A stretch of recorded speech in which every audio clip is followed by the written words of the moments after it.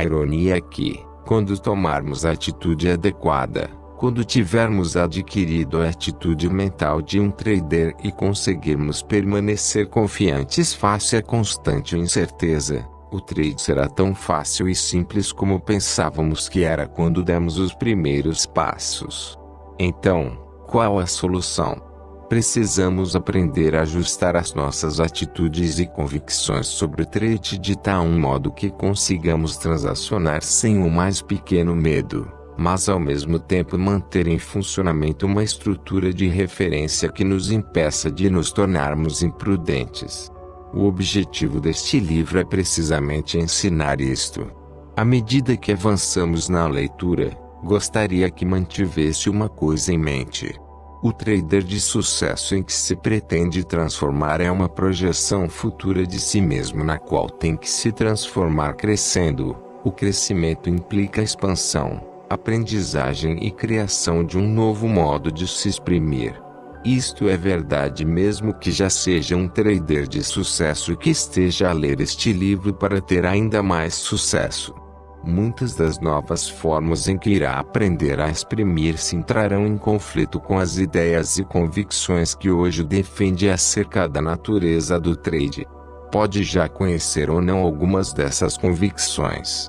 Em qualquer caso, aquilo que hoje defende como verdadeiro sobre a natureza do trade irá debater-se dentro de si para se manter como tal, apesar das suas frustrações e resultados insatisfatórios.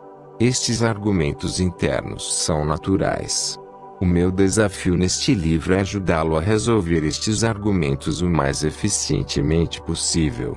A sua predisposição para considerar que existem outras hipóteses que pode não conhecer ou que nunca considerou devidamente, irá obviamente tornar o processo de aprendizagem mais rápido e mais fácil. Capítulo 2. O fascínio e os perigos do trade. A liberdade é algo formidável. Todos nós ambicionamos, lutamos e até imploramos por liberdade de forma inata. Mas isso não significa termos os recursos psicológicos adequados para operarmos num ambiente como o do trade, onde existe a possibilidade de causarmos enormes danos a nós próprios. Quase todas as pessoas precisam de fazer alguns ajustes mentais, independentemente do grau acadêmico, inteligência ou do sucesso que tenham tido em outras atividades. E em janeiro de 1994 pediram-me para falar numa conferência em Chicago sobre trade. Num dos almoços fiquei por acaso sentado ao lado de um editor de uma das maiores editoras de livros sobre trade. Estávamos a ter uma conversa animada sobre as razões por que tão poucas pessoas tinham sucesso em trade, mesmo sendo muito competentes em outras áreas. Num determinado momento, o editor perguntou-me se uma possível explicação para esse fenômeno podia ser por as pessoas se envolverem no trade pelas razões erradas. O fascínio. Eu tive de fazer uma pausa para pensar sobre o assunto.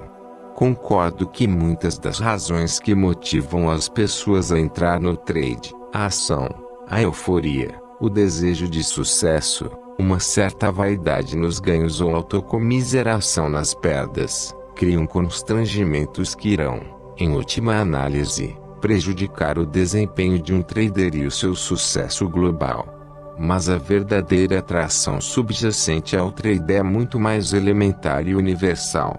O trade é uma atividade que oferece às pessoas uma liberdade criativa ilimitada, uma liberdade que é negada à maior parte de nós durante a maior parte das nossas vidas. É claro que o editor me perguntou o que é que eu queria dizer com isto. Eu expliquei que num ambiente de trade, somos nós que definimos quase todas as regras. Isto significa que há muito poucas restrições ou limites quanto ao modo que escolhemos para agirmos. Uma vez iniciada a atividade de trade, as possibilidades são praticamente ilimitadas. O tipo de ajustes de que estou a falar tem a ver com a criação de uma estrutura mental interna que proporcione ao trader o maior grau de equilíbrio possível entre a liberdade de ação e a possibilidade real de sofrer danos financeiros e psicológicos em resultado direto dessa liberdade.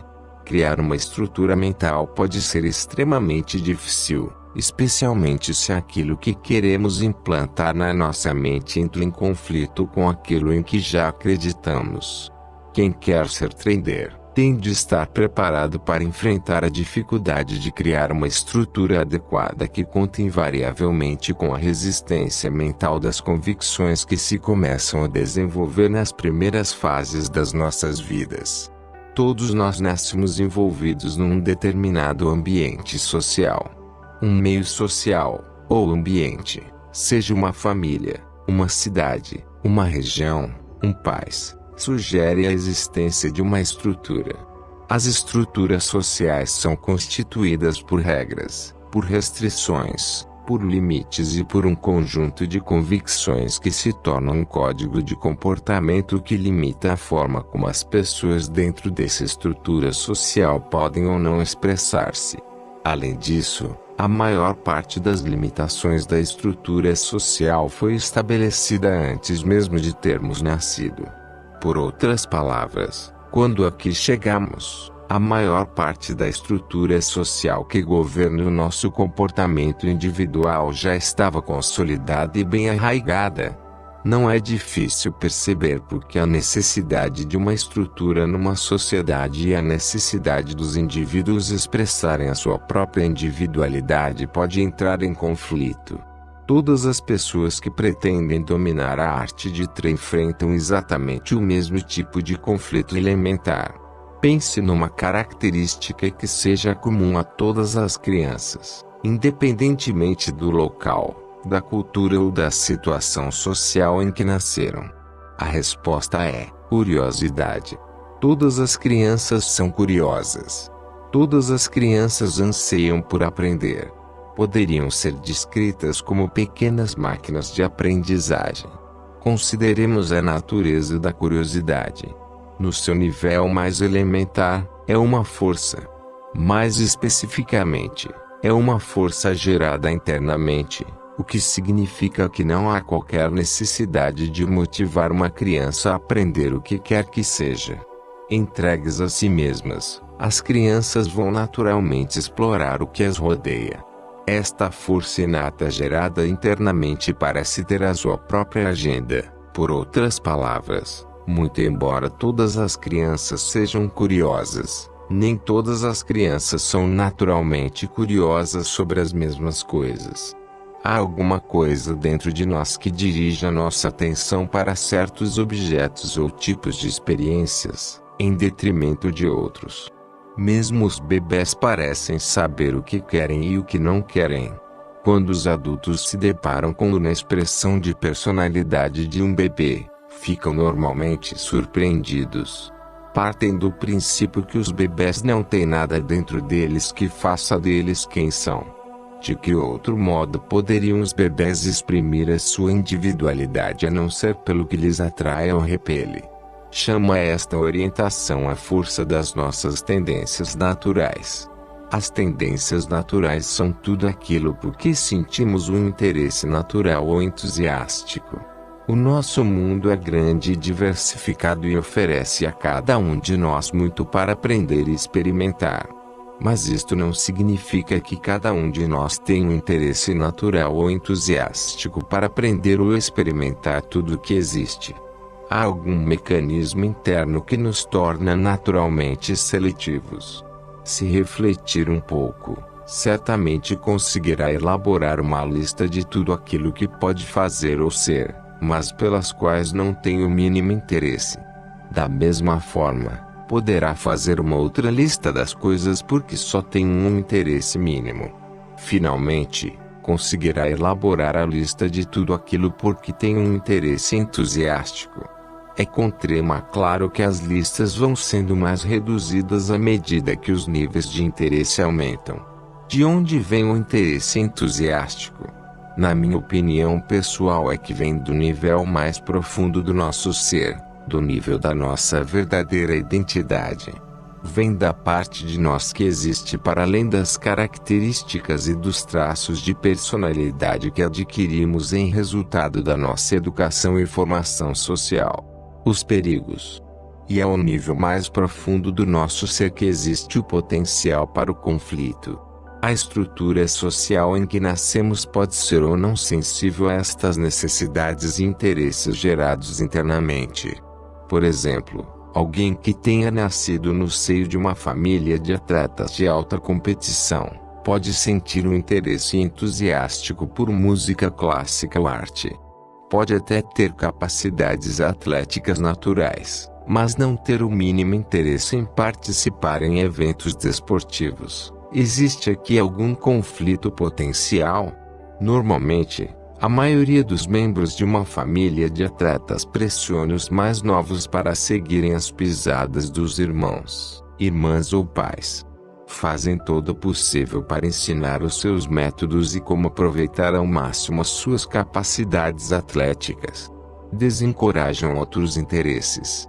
Ao ceder a esta pressão exterior, não se sentem excluídos do seu ambiente familiar, mas, ao mesmo tempo, esta parece ser uma decisão pouco certa, embora tudo o que aprenderam e lhe ensinaram indique que se devam tornar atletas. O problema é que o atletismo não tem nada a ver com eles. Os conflitos que resultam daquilo que nos dizem sobre o que devemos ser e o sentimento que se repercute nos níveis mais profundos do nosso ser não são de modo algum negligenciáveis. Eu diria que muitas pessoas, se não a maioria, crescem num ambiente familiar e cultural em que objetivamente sentem pouco apoio para se expressarem através das formas para as quais se sentem naturalmente compelidos. Não se trata apenas de falta de estímulo.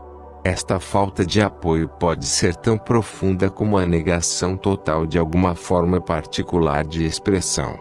Por exemplo, olhemos para uma situação comum: um bebê que pela primeira vez na sua vida repara nesta coisa em cima da mesa que chamamos jarra.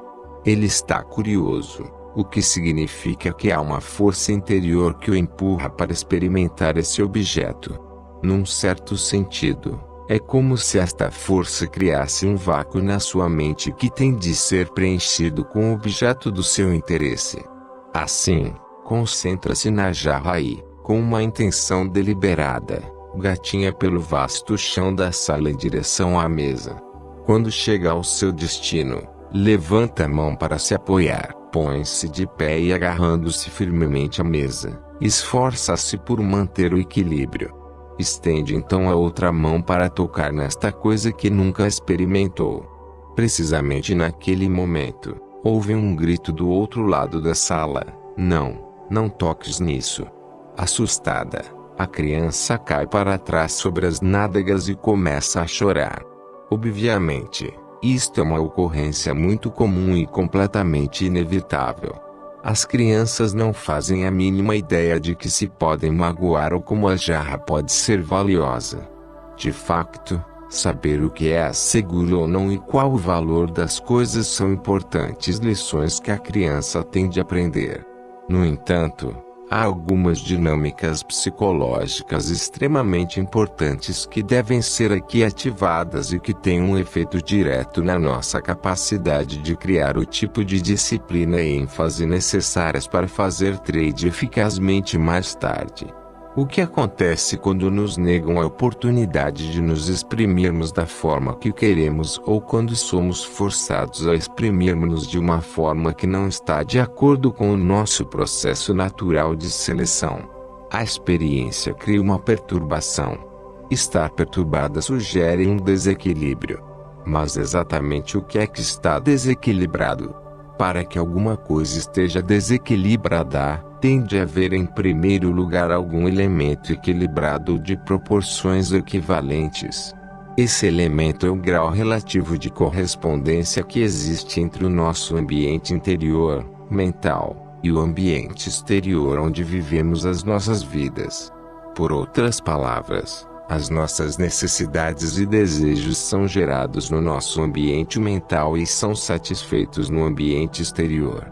Se estes dois ambientes tiverem correspondência entre si, estamos num estado de equilíbrio interior e sentimos uma sensação de satisfação ou felicidade.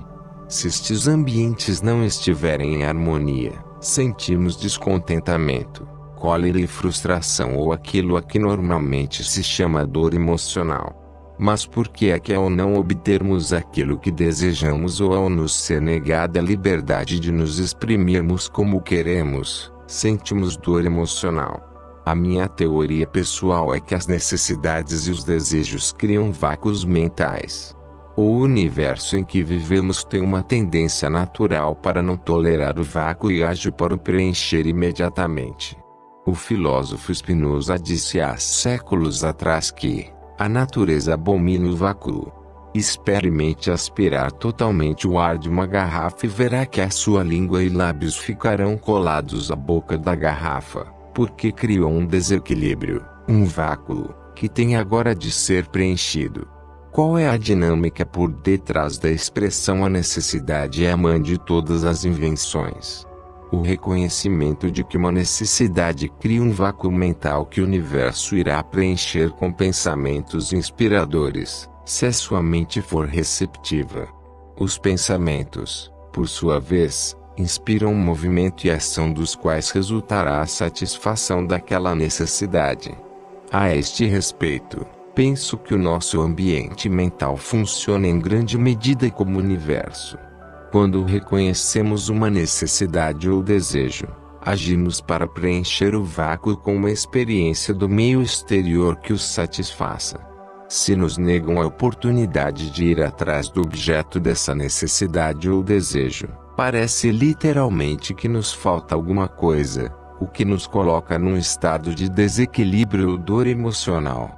Será que as nossas mentes também abominam um vácuo quando se deparam com um? Tire um brinquedo a uma criança, independentemente das razões para o fazer, e a reação será uma dor emocional. Com 18 anos, já teremos ouvido vários milhares de recusas até atingirmos a idade adulta. Chamo este tipo de experiências impulsos de aprendizagem recusados, impulsos que são oriundos de uma necessidade interior, que tem origem na parte mais profunda da nossa identidade, no nosso processo de seleção natural. O que acontece a todos estes impulsos que foram recusados e deixados por satisfazer? Será que simplesmente desaparecem? Pode ser, se forem de algum modo apaziguados, se nós ou alguém fizer alguma coisa que coloque novamente nosso ambiente mental em equilíbrio. E o que é capaz de colocar o nosso ambiente mental de novo em equilíbrio? Há algumas técnicas. A mais natural, especialmente para uma criança, é simplesmente chorar.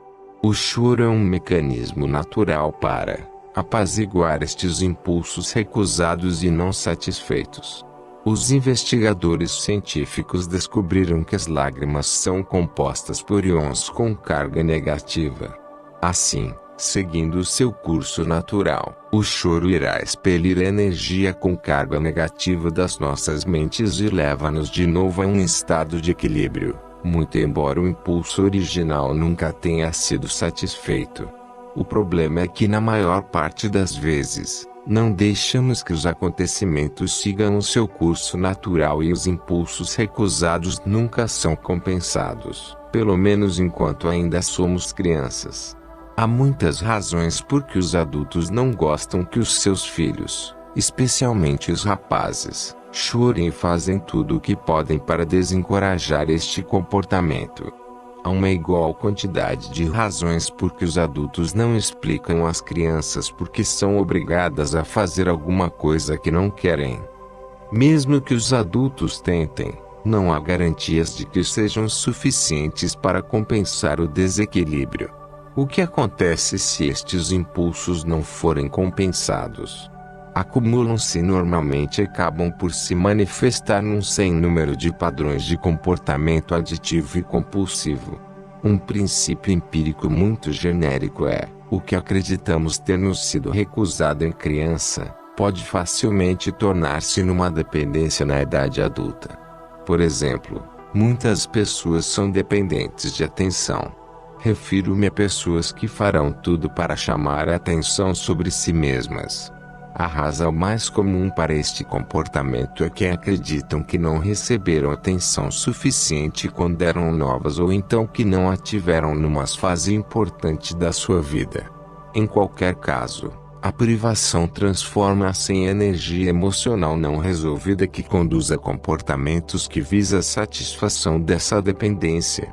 O que é importante percebermos sobre estes impulsos recusados e não apaziguados, que existem em todos nós, é o modo como afetam a nossa capacidade de nos concentrarmos e abordarmos de uma forma disciplinada e consistente. As salvaguardas para operar de forma eficaz num ambiente de trade, são precisas regras e limites que orientem o nosso comportamento. Um dado adquirido que existe o risco de causarmos danos avultados a nós próprios. Danos que podem ir bastante além do limite do que pensamos possível ou aceitável. Há alguns tipos de trades em que o risco de perda é ilimitado. Para prevenir a possibilidade de nos expormos a esse ou outro tipo de danos, precisamos de criar uma estrutura interna sob a forma de disciplina mental especializada e uma abordagem que oriente nosso comportamento no sentido que queremos. Esta estrutura tem que existir dentro de cada um de nós, porque ao contrário da sociedade, o mercado não a fornece. Os mercados fornecem uma estrutura sob a forma de padrões comportamentais que indicam quando existe uma oportunidade de comprar ou vender. Mas é aqui que termina a estrutura, com essa simples indicação. Por outro lado, da perspectiva do indivíduo, não há regras formalizadas para orientar o comportamento.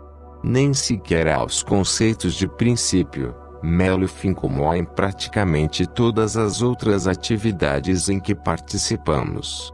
Esta é uma distinção extremamente importante com profundas implicações psicológicas. O mercado é como um fluxo em constante movimento. Não arranca, não para e nem espera. Mesmo quando os mercados estão fechados, os preços mantêm-se em movimento. Não há regra que diga que o preço de abertura num determinado dia tenha que ser o mesmo do preço do fecho do dia anterior. Nada do que fazemos nas outras dimensões das nossas vidas em sociedade consegue preparar-nos para agirmos eficazmente num ambiente tão sem limites. Mesmo os jogos de sorte têm estruturas intrínsecas que os tornam muito diferentes do trade e muito menos perigosos. Por exemplo, se decidirmos jogar blackjack, a primeira coisa que temos de fazer é decidir quanto vamos apostar ou arriscar. Isto é uma escolha que fazemos, forçados pelas regras do jogo. Se não o fizermos, não jogamos. No trade, ninguém nos vai obrigar a definir previamente qual o nível de risco que assumimos, exceto nós próprios. De facto, o que temos é um ambiente sem limites, onde praticamente tudo pode acontecer, em qualquer momento e onde só o ganhador consistente define o risco antes de abrirmos uma nova posição. Obrigado. Você chegou ao fim de uma leitura. O próximo vídeo está nos links da descrição. E também na descrição desse vídeo eu deixo alguns links caso queira acompanhar alguns dos meus investimentos.